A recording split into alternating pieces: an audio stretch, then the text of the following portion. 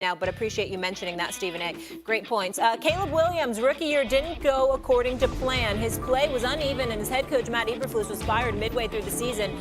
Now the young quarterback is hoping to bounce back in year 2. Our own Adam Schefter says that this season, Caleb is set up for success. Take a listen.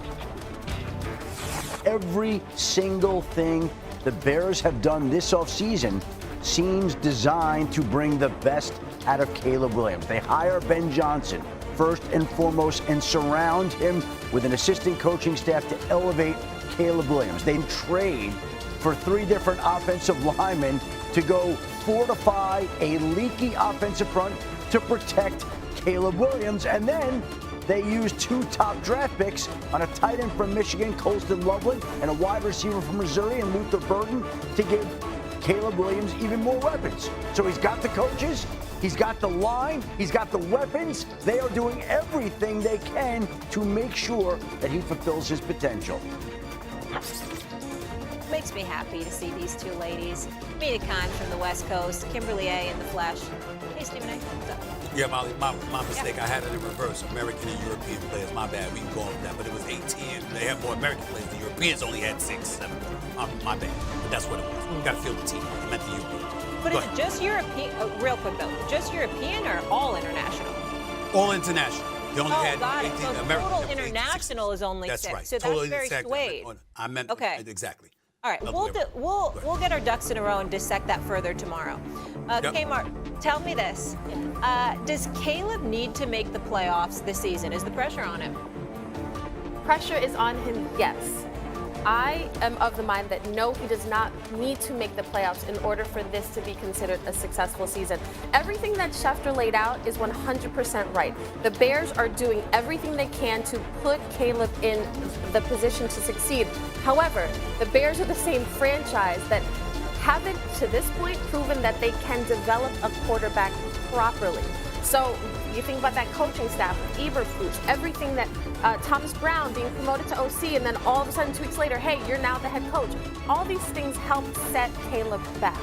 There were moments last year where he was on the field trying to run plays, and there was confusion. People on the sidelines were like, what is he even running? I need Caleb just to get back to the basics. This is a new coaching staff. This is a new rookie head coach in Ben Johnson. As talented as he is, he's never been a head coach.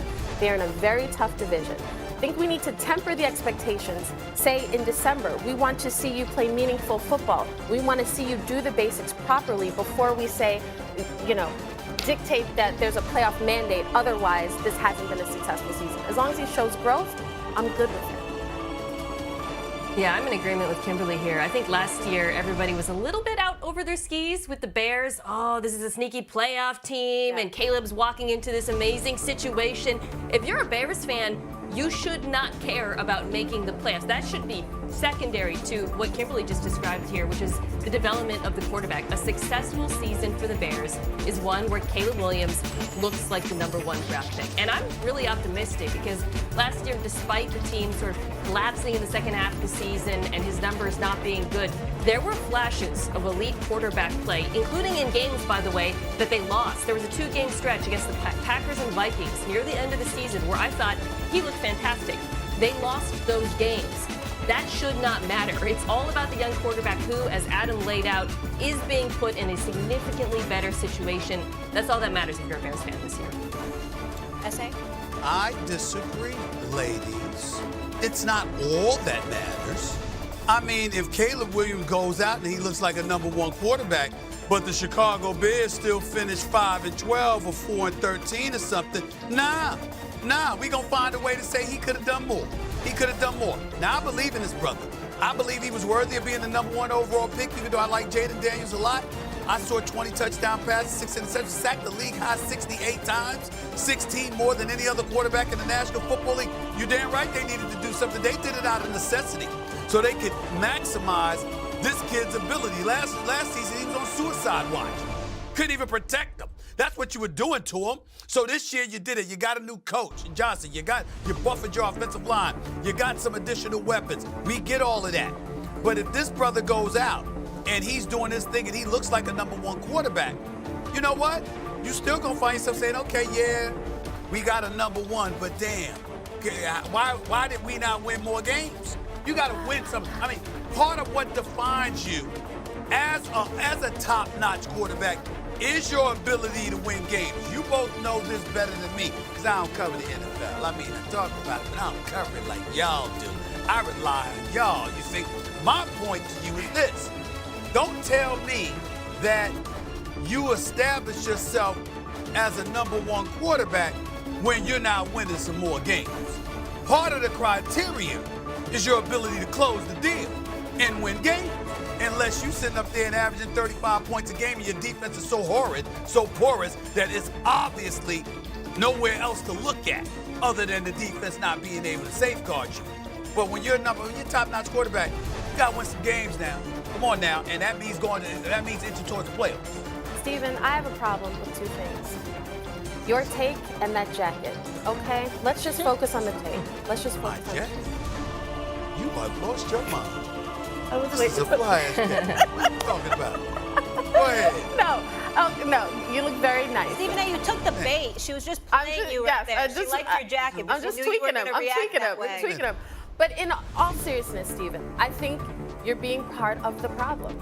Ooh. Because this is essentially going to be a redo of his rookie season. Because what we saw last year with the changing in the coaching staff, why a lot of people were surprised that Matt Eberflus even kept his job in order to draft Caleb Williams. So there's a question of should the coaching staff have been in place to begin with.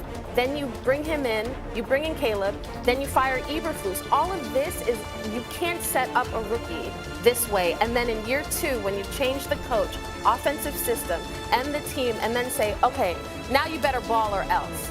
Like at some point we have to be realistic and be patient.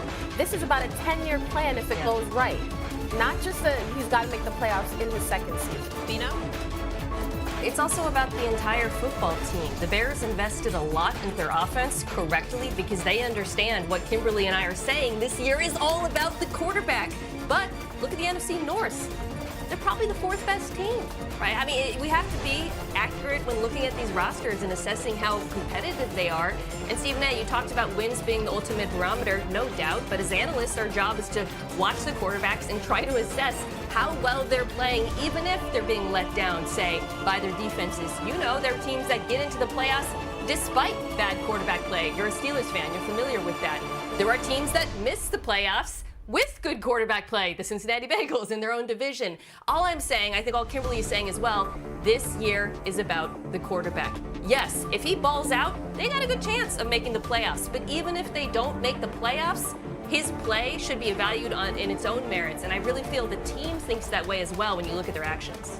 But a quarterback's play is always evaluated on their own merits. We all know that. We all know who sucks, who's decent, who's good, and who's great. We know this. That's how we evaluate quarterbacks every day, all day long in a sport of football. That's what we do. But also, you got to take into account, Mina, we got to look at the NFC. Okay, there's the Eagles, right? San Francisco, what are they going to be? Seattle, what are they going to be? Los Angeles Rams, what are they going to be? Tampa Bay, what are they going to be? I mean, you look at the Vikings with McCarthy, what are they going to be?